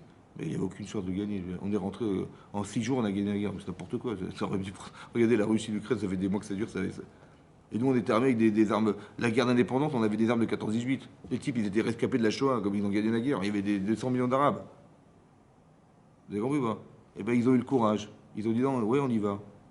Eh ben on y va. C'est suicidaire. Mais on y va. Et tu verras qu'Hachem, il a fait exprès Hachem. Juste pour qu'il te montre qu'il existe pour toi. Juste que tu aies compris qu'il faut avoir ce srout de comprendre que ça n'est pas contre toi. Tu as compris? C'est ça le srout. Le mérite, c'est de comprendre que tout ce qui t'arrive n'est jamais contre toi. C'est l'inverse. C'est juste pour te faire savoir ou qu'on puisse utiliser ce que tu es au service d'un projet divin. Mais des fois, Hachem, il fait ça. Pourquoi? Parce que quand tu travailles, bon, tu sais ce que tu gagnes. Mais bon, ben, si tu n'avais pas travaillé, tu l'aurais jamais eu. On est d'accord? Mais c'est parce que tu as travaillé que tu l'as eu. Mais c'est bizarre parce que je sais, la Gemara dans Betsa dit que la Parnassa, elle est fixée depuis Rosh Hashanah. Donc c'est bon, tu sais, Hachem, il a exactement calculé en 2 jours ce que tu vas gagner toute l'année. Donc c'est prévu. Si c'est prévu, alors. Ah tiens, bon, ne rien faire, j'y crois pas. En vérité, c'est prévu, donc ça va tomber. Juste que, comme j'y crois pas, hein, la manne ne va pas tomber comme ça, ou je me tends mes mains et les types ils vont me donner l'argent que j'ai gagné toute l'année. C'est impossible. Je n'y crois pas. Alors si tu n'y crois pas, alors ça ne peut pas se passer comme ça. Alors tu vas faire quelque chose. Et ce que tu vas faire va permettre à Hachem de te donner ce qu'il avait prévu à toi, Roshana. On n'est pas au niveau de croire, vous voyez, comme ça dit le Chovot Alvavot, qu'en faisant rien, hein, ça va nous tomber dans le... Donc il faut que tu fasses. L'obligation de faire n'a de sens que pour permettre à Hachem de te donner. Mais sache que ce que tu as fait, c'est pas ça. C'est pas ce que tu as fait qui t'a donné. C'est pas ce que tu as fait qui t'a permis d'avoir. Tu dis, tiens, j'ai une idée de business. Ok. Et puis tiens, j'ai lancé, j'étais voir les banques, j'étais là, j'ai construit mon bureau, j'ai mis des secrétaires, j'ai mis des machins, hein, et puis ça a marché, j'ai gagné bien ma vie comme ça. Ouais. Et tu dis, bah oui, parce que maintenant, j'étais voir les banques, j'ai loué le local, j'ai pris les vendeurs, j'ai pris le produit, j'ai trouvé le produit, j'ai pris la graphie, j'ai fait la pub, et grâce à ça, c'est ça qui m'a permis d'avoir. En vérité, non. C'est Hachem qui t'a donné. Seulement, tu ne pouvais pas avoir le mérite de l'avoir sans rien faire. Alors Hachem, il t'a donné l'idée, il t'a trouvé le bureau, il t'a trouvé la banque, il t'a trouvé le machin. Et c'est ça qui t'a permis, accessoirement, de croire que c'était ça. Mais c'était pas ça, en fait. C'était Hachem. Il fallait que tu fasses quelque chose parce que tu n'y crois pas que tu pouvais avoir sans rien faire. C'est évidemment comme ça. Mais en vérité, il fallait que tu fasses juste pour permettre à Hachem, derrière son rideau, de te glisser ta parnassa à travers ce que tu vas faire. Mais sache que ce que tu fais, en vérité, au fond du fond, n'a aucune incidence. C'est juste pour masquer le miracle qu'Hachem t'a fait de t'avoir donné une parnassa. Le Chazonish, il explique comme ça. Écoutez bien, le Chazonish, il dit, il y a des halachot, des lois, ouais, ça s'appelle Asagat Gvul. C'est quoi Sagat Gvoul? C'est, imaginez quelqu'un, il a un commerce, ça fait 25 ans qu'il vend des chaussures. Bon. Il y a un type, il s'est mis en face de lui, il vend des chaussures. Il vient de s'installer, il vend des chaussures. Ouais. Il est dans la... Donc il y a des halachot de concurrence. Soit il a le droit, soit il n'a pas le droit. Ça dépend de la loi, il est loin, il n'est pas loin, le produit est le même, pas le même. D'accord? Bon. Imaginons qu'il a le droit d'être là. Ben, je suis bien embêté parce que il est là. Qu'est-ce que je fais? Tout ça. Il vend des chaussures, je vends des chaussures, il va me prendre des clients. Et imaginons qu'il n'a pas le droit d'être là. Ouais. Alors je vais aller porter plainte, je vais aller voir le Beddin, et je vais dire écoutez, je suis désolé, il est en face de moi, et là, il y a aucune frontière, il y a une frontière vraiment qu'il devrait respecter, il n'a pas respecté, je suis désolé, il faut faire sa boutique. Oui. Donc je vais aller au Beddin, et je vais lui demander à ce qu'on lui demande de fermer sa boutique. Le Chazon Ish, il dit mais attends, j'ai pas compris. Ce que tu gagnes, ce que tu vas gagner cette année, ça a été fixé déjà il y a 6 mois déjà. Ça va? Donc si il est là, le type, tu crois qu'il va t'enlever ce qui était prévu depuis le départ? Sincèrement, tu crois? Non. Et si tu vas porter plainte, tu crois que parce qu'il va partir, tu gagneras plus? Non plus. Oui, non. Alors pourquoi il y aurait une interdiction de venir faire de la concurrence chez les gens? Comme ça, il demande le Chazon Ish. Oui? De toute façon, hein, c'est prévu que tu gagnes. Donc qu'il soit là ou pas là, c'est pareil. Donc ne crois pas que tu vas gagner plus d'argent si tu le fais s'en aller. Et ne crois pas que tu vas en perdre plus si il est là. Parce que de toute façon, c'était prévu. Maintenant, le problème, c'est qu'il y a une halakha. Il n'a pas le droit d'être là. Comment ça s'explique alors? Alors, regardez ce qu'il dit. Écoutez ce qu'il dit. Il dit comme ça. Le type, il est là. Bon, il est en face de moi. Moi, je pense qu'il va m'enlever 10 clients, 20 clients, 30 clients.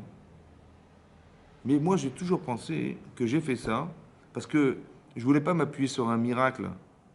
Donc j'ai dit, moi, j'ai fait ce que j'ai dû faire. J'ai fait quelque chose de cohérent. Je vends des chaussures. Ouais, et je les vends au prix du commerce. Donc je vole personne, machin. Donc je pense que grâce à ce commerce, Hachem, il va me donner la parnassa. Je sais que c'est pas le commerce qui me va gagner. C'est juste que ça va masquer le fait qu'Hachem, il me donne ce salaire. Ok. Mais le problème, c'est que s'il est en face, l'autre, je veux dire, il va me prendre 10, 30, 40 clients. Et donc, et là, tout à coup, mon bitachon, il va baisser. Ça veut dire, je vais me dire, mais c'est pas possible. Je vais perdre de l'argent. Si je gagne autant d'argent, ça sera un miracle. Et je ne veux pas tomber dans le miracle. C'est pour ça qu'il doit partir. C'est pas pour moi que je le fais.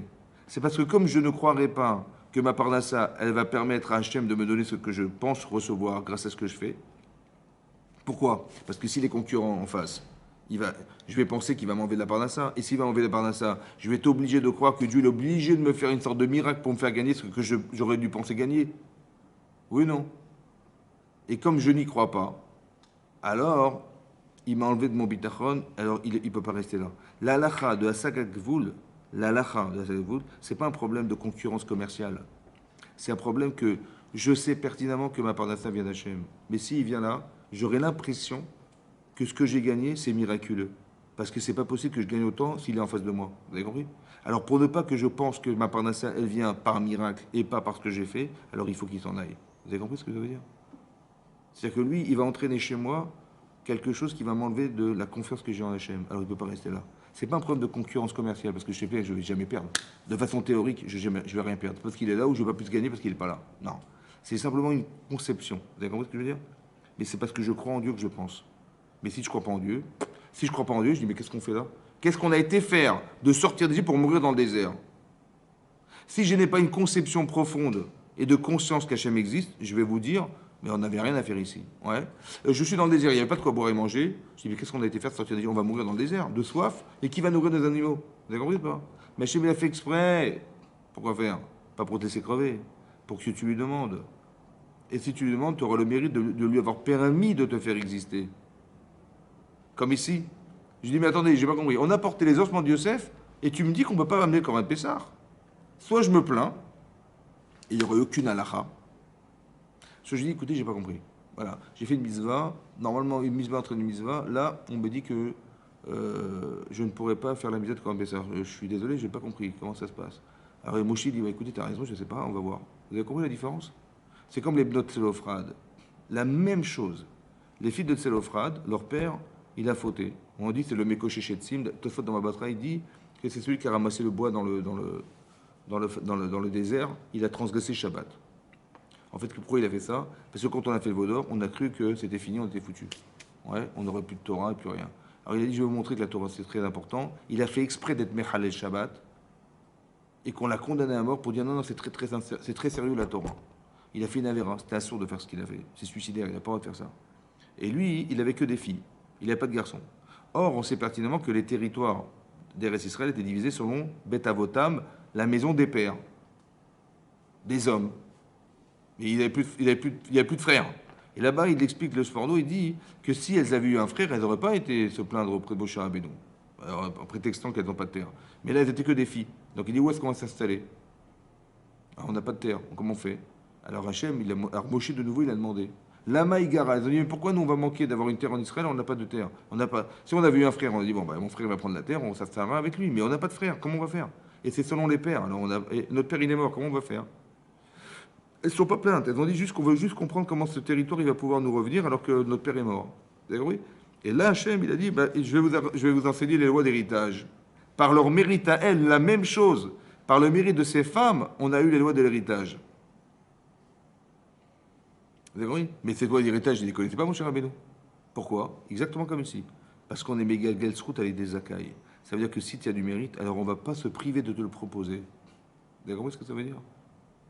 Si tu es méritant, c'est-à-dire si tu fais un travail sur toi-même et que tu veux absolument rentrer dans une capacité à pouvoir servir Hachem dans des projets personnels divins, alors on le fait, on ne va pas se priver de le faire.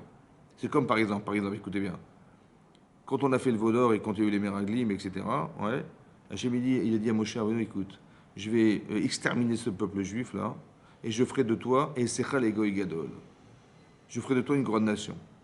Qu'est-ce qu'il lui dit Hachem à Moshe Rabbeinu? Il dit, oublie Avraham, Israël, Yaakov, oublie tout ça, Adam Arishon, tout ça, terminé, laisse tomber. Je vais faire de toi une nouvelle nation, c'est toi le nouveau Adam Arishon, c'est toi. Et tes enfants, c'est eux qui vont composer le peuple juif. Bon, c'est flatteur quand même. Je sais pas, moi, Moshe Rabbeinu, je lui dis, je voulais pas vous déranger, mais bon, si vous avez décidé, pas de problème, avec plaisir. Ouais, c'est ça que j'aurais dit, moi. Attends, il m'a proposé d'être le nouveau Adam Arishon, et tout le Israël, il va découler de moi. Et tout le mérite du peuple, il va me revenir. Ouais, c'est super. Oui.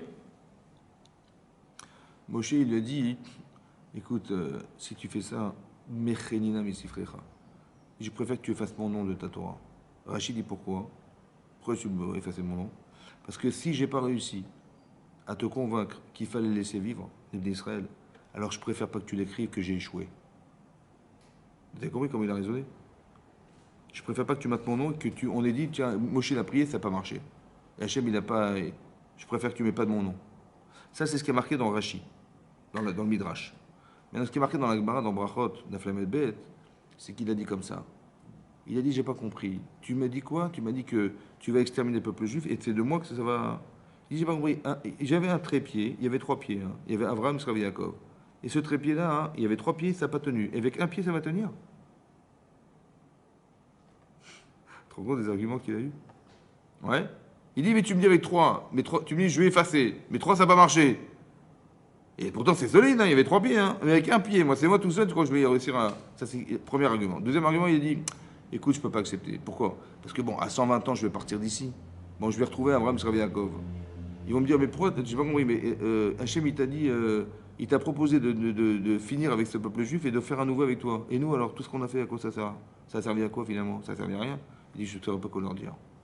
Franchement, alors laisse tomber. Ça veut dire l'humilité de voir au final, ouais, c'est ça le srout, vous avez compris, d'être zar, pas parti pris de ses intérêts personnels. Anav, l'humilité, c'est ça, Zakout, c'est ça d'être méritant. Et pourquoi il a fait ça, Hachem? Vous avez compris? Pourquoi il a fait ça, Hachem? Vous savez pourquoi il a fait ça?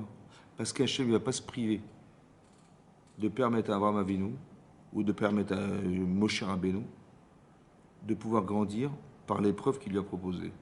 Il dit, écoute, je vais les exterminer. En fait, il fait exprès, c'est de la provocation. Pourquoi faire? Pour dire, ben non, tu peux pas, il va vouloir s'engager pour le peuple juif. Mais la personne engagée n'est pas la personne qui n'était pas engagée. Donc il a provoqué ça juste pour que Moshe grandisse encore une fois. Vous avez compris comment ça marche? C'est ça le sens de l'épreuve. Que tu es encore, si tu mérites, alors tu auras du srout encore plus. Lequel? C'est d'être engagé pour ceux que, et j'ai fait exprès de te dire ça, bien sûr que il n'avait pas l'exterminer le peuple juif. C'est une provocation juste pour que la personne elle puisse encore et encore. Il ne va pas se priver Hachem de lui proposer de le faire pour qu'il puisse avoir son là-bas encore plus grand et encore. Vous avez compris? C'est comme ça que ça se raisonne. C'est pas de dire, c'est pas l'épreuve dans le sens, ah j'ai été éprouvé, et là je suis bien embêté, je sais pas comment je vais m'en sortir. Non, il faut que tu comprennes que c'est que dans ton intérêt. Essaie de réfléchir que dans ton intérêt. Hachem, il t'a enfermé entre la mer et le désert, etc. Juste dans ton intérêt de voir que Hachem, il va faire des choses pour toi. Il a fait faire que tu vas à l'armée contre ton ennemi. N'aie pas peur. Pourquoi? Parce que c'était juste dans l'intérêt de te montrer que j'existe pour toi. Pour montrer au monde entier que Hachem, il est avec nous. Tu dis, on n'avait aucune chance d'en sortir. Qu'est-ce que tu veux faire? La guerre 14-18, tu as les armes de la guerre 14-18. Et on est en 48, 3 ans après la Shoah. Qu'est-ce que tu veux? Et les types, personne n'est intervenu. Hein. Il n'y a pas un pays qui a dit non, non, on va arrêter les Arabes, ne tuez pas les Juifs, les pauvres. Non, personne n'intervient. C'était un massacre, c'est fini, quoi. Et on voit qu'on a gagné la guerre, mais c'est un truc de dingue.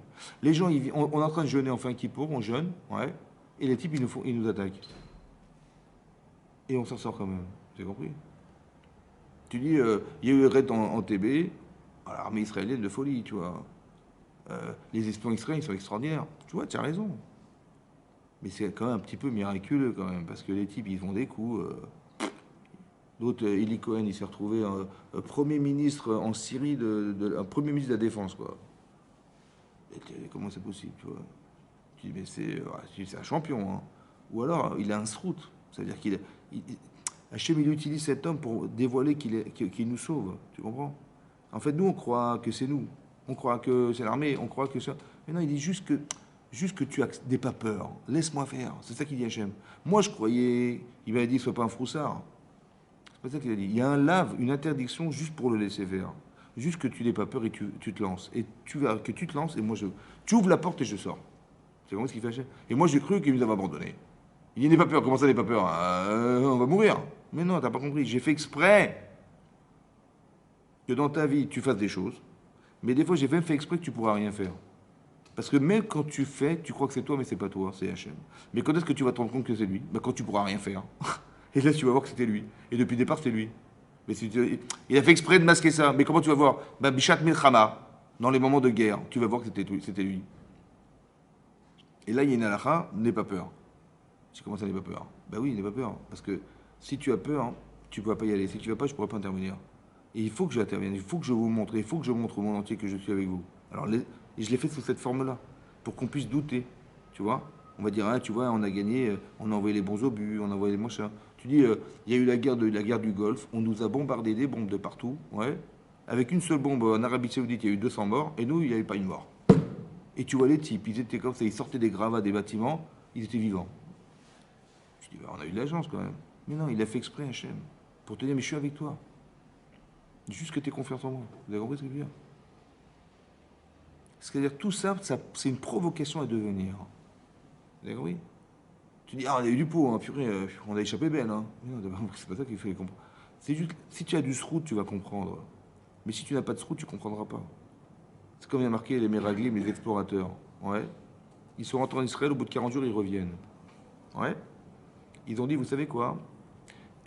C'est une Eretz Ochelet Yoshvea. Cette terre, elle consomme ses habitants. Je dis, pourquoi tu dis ça? Je dis, parce qu'on voyait les types, ils enterraient des morts tous les jours. Mais c'est une terre maudite, c'est pas possible. Tous les jours, il y avait des morts. On a exploré la terre et tous les jours, il y avait des gens qui enterraient des morts, mais par milliers. Il y aura des épidémies, je sais pas ce qu'ils mangent les gens, mais c'est très grave. Ouais. Maintenant, la Gemara dans Sota, elle dit que ces Rishaïm là, les Meredlim, ils ont été racontés des bobards. Ce qu'ils ont dit, c'était la vérité. Ouais, que les gens ils enterraient des morts tous les jours. Mais ils ont dit, mais pourquoi tu l'as interprété comme ça? Pourquoi tu n'as pas dit, tu sais quoi, on a pu explorer la terre sans être dérangé. Grâce à Dieu, ils enterraient des morts tous les jours. Et ça nous a permis d'explorer la terre sans être dérangés. Ils étaient occupés. Les autres, il y avait du foot, eux, ils enterraient des morts. Maintenant, pourquoi tu as utilisé l'argument enterrer des morts contre Hachem? Au lieu de dire, tu sais quoi, grâce à Dieu, on n'a pas été dérangés, ils étaient en train d'enterrer des morts, on a pu explorer la terre sans être dérangés. Si tu as du srout, si tu es zar, tu vas dire, on a eu de la chance. Grâce à Dieu, on a pu explorer la terre sans être dérangé. Et si tu es pourri, tu vas dire, tu vois, qu'est-ce qu'on a été faire de vivre dans ces pays où les gens ils meurent tous les jours. Ce regard-là, l'interprétation, elle dépend de toi. Elle dépend de ton srout. Ça veut dire, est-ce que tu es limpide dans l'intérieur de toi ou tu pars avec des principes, ou tu n'as pas envie d'y aller en vérité. Et donc tu cherches à savoir qu'est-ce qui ne va pas pour ne pas y aller. ou pour argumenter en disant on n'a rien à faire là-bas, et je vais vous trouver des arguments pour vous dire qu'il ne faut pas y aller. Vous avez compris ce que je veux dire? Et ça, c'est ton srout ou pas ton srout. C'est quoi le srout? C'est est-ce que tu es zar ou tu l'es pas? Est-ce que tu es limpide dans ta tête ou tu l'es pas? Tu vois? Et donc, c'est un travail personnel à faire déjà qui va te permettre d'être. Vous avez compris? C'est comme c'est marqué Moshe Rabbeinu, il est prince d'Égypte. Bon, prince d'Égypte, ça veut dire qu'il a tout pour lui, quoi. Puis il ouvre sa fenêtre et puis il voit des gens, des Hébreux qui travaillent du matin au soir, exténués par temps, ils fabriquent des villes, des machins. Bon, il peut ouvrir sa fenêtre, il dit, ah, les pauvres, hein, bah, c'est dur quand même, hein, c'est dur. Hein. Bon, allez, bonne journée. Il ferme. Bah, parce qu'il n'est pas esclave, lui. Lui, il est dans sa tour d'ivoire là-bas, prince d'Égypte, il a l'éducation qu'il faut, il a tout ce qu'il veut. Oui, il a marqué, non. Il a marqué là-bas hein, que Vayetse, Moshe est sorti Elechav, vers ses frères. Vayar otam besiv lotam. Il a été les voir dans leur labeur. Et Rachid là-bas, il dit Vayar otam besiv lotam. Il a été les voir dans leur labeur. Nathan Enav. Il a mis son cœur. Et Enav, et ses yeux. Ouais, Libo ve Enav, liot metzer alehem pour être en souffrance.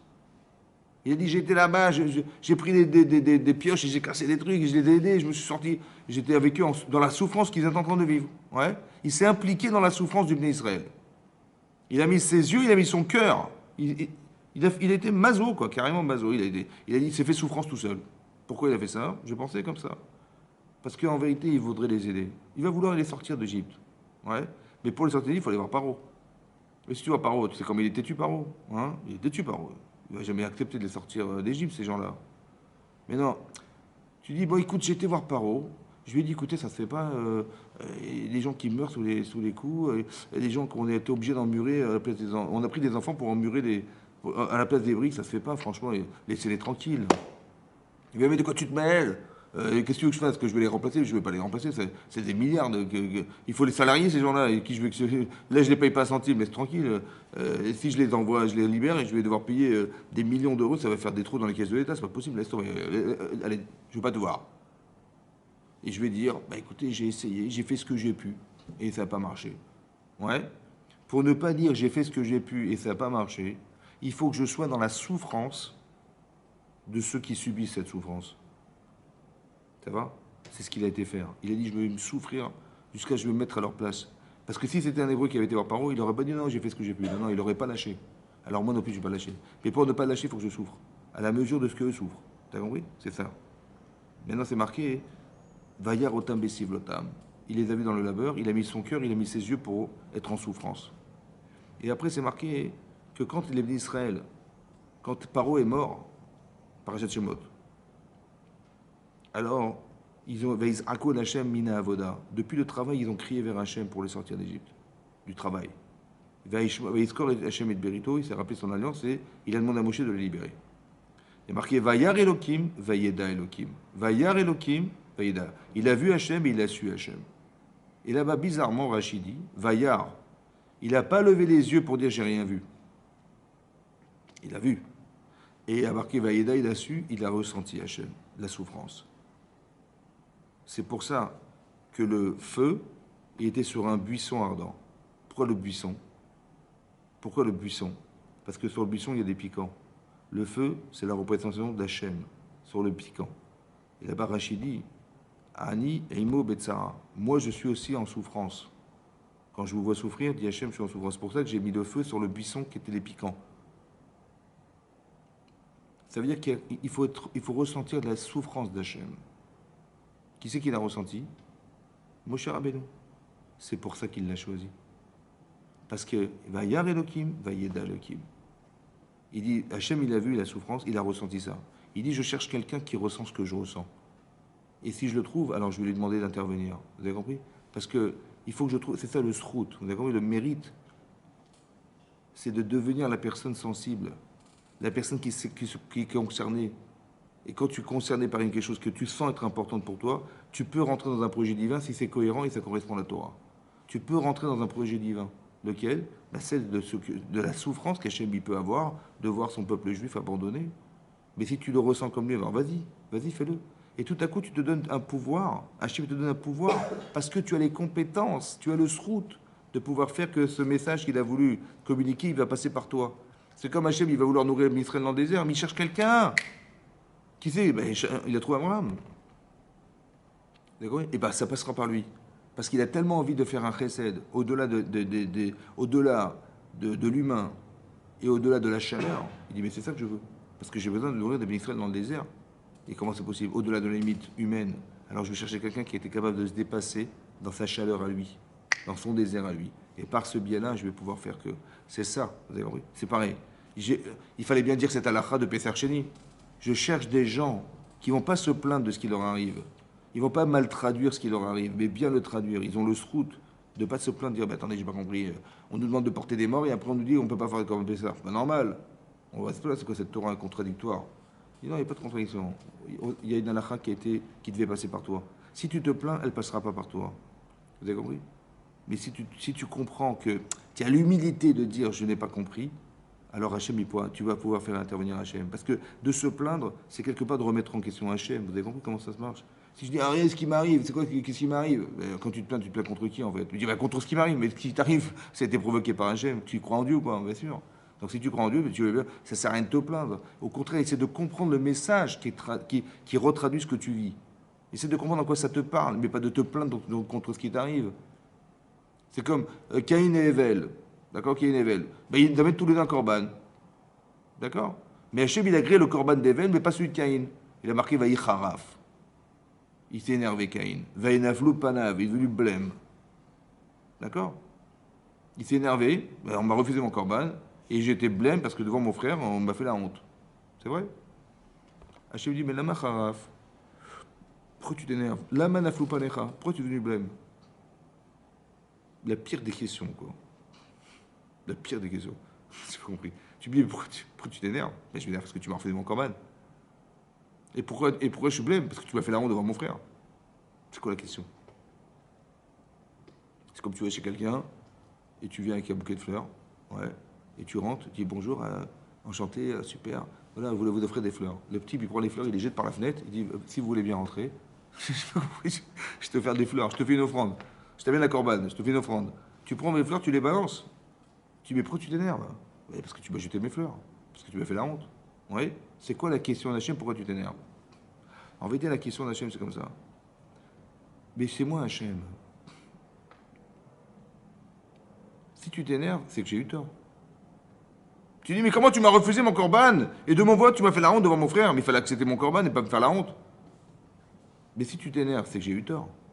Mais c'est moi, Hachem. Pourquoi tu t'énerves? Au lieu de dire, waouh, il a refusé mon korban, j'ai dû faire une gaffe. J'ai dû faire un truc, ça ne doit pas marcher puisqu'il a refusé mon korban. D'avoir l'humilité de comprendre que c'est moi qui ai un problème. Si Hachem m'a refusé mon korban, c'est que j'ai un problème. Alors je vais aller voir mon frère. Je lui dis, dis-moi, qu'est-ce que tu as fait toi? Il dit, bah, j'ai amené des beaux animaux, gras et tout. Ah là là, j'ai amené des fruits pourris. Excuse-moi, Hachem, je me suis trompé. Ouais. D'avoir eu l'humilité de comprendre que si Hachem il a refusé, c'est que j'ai un problème. Et pas de m'énerver parce qu'il a refusé mon korban. Parce que si je m'énerve, c'est qu'il a eu tort. Si dans ma vie, je n'accepte pas ce qui m'arrive et je me plains de ce qui m'arrive, c'est que Dieu, il a eu tort. C'est que j'ai pas eu le srout de comprendre ce qui m'était arrivé. Vous avez compris ça? J'ai pas eu le srout d'accepter ce qui m'arrive. Ou du mieux d'essayer de comprendre ce qui m'arrive. Non, non, j'ai très bien compris. Il a fait n'importe quoi. Il a fait n'importe quoi de me faire la honte devant mon frère. Il a fait n'importe quoi de me refuser mon... Qu'est-ce que ça lui coûte d'accepter mon korban? Il voulait juste apprendre que ton korban, il avait un problème. Tu as compris? Voilà ce qu'il voulait faire. Et toi, tu t'es énervé contre lui. Alors je me dis, pourquoi tu t'énerves? C'est moi qui ai refusé. Donc, si tu t'énerves, c'est que tu penses que j'ai eu tort, mais j'ai pas eu tort. Vous avez compris ça? Il faut arrêter. Donc, quand il m'arrive quelque chose, il faut essayer de comprendre à quoi ça vient répondre et pas de se plaindre de ce qui nous arrive. Vous avez compris ça? Parce que il aurait tellement aimé que tu t'arranges. Il aurait tellement aimé que tu comprennes. Et bien, ça s'appelle le srout, ça. C'est ça qu'on appelle le mérite. Si tu as le mérite d'avoir l'humilité d'accepter ce qui t'arrive et d'essayer de comprendre, plutôt que d'avoir l'orgueil et l'audace de croire qu'on s'est foutu de toi. On t'a mis dans le désert, tu t'es plaint. Il n'y a pas de viande, il n'y a pas de machin, il n'y a pas d'eau. Il a sait qu'il n'y a pas d'eau. Il a fait exprès de te créer ce manque pour que tu lui demandes. Et si tu demandes, tu verras des miracles.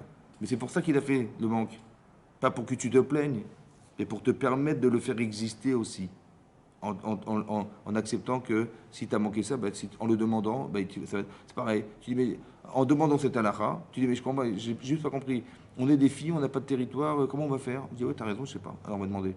Et c'est parce qu'elles ont eu Elles n'ont pas eu l'audace de dire mais c'est quoi ces trucs-là? Mais attendez, j'ai pas compris. Mais nous les filles, on est quoi des zéros? On n'a pas le droit d'avoir une terre en Israël. C'est quoi cette histoire et tout? C'est pas normal. Elle aurait pu se plaindre. Elle n'aurait rien eu. Elle n'aurait pas eu le mérite. Parce que tu te plains, tu viens te formulant une plainte. Oui, c'est pour ça qu'il faut il faut accepter l'idée que ce qui nous arrive a été réfléchi et juste comment avoir le mérite de pouvoir le voir de façon cohérente. Vous avez compris? Voilà. Chazak ou Baruch? Chazak.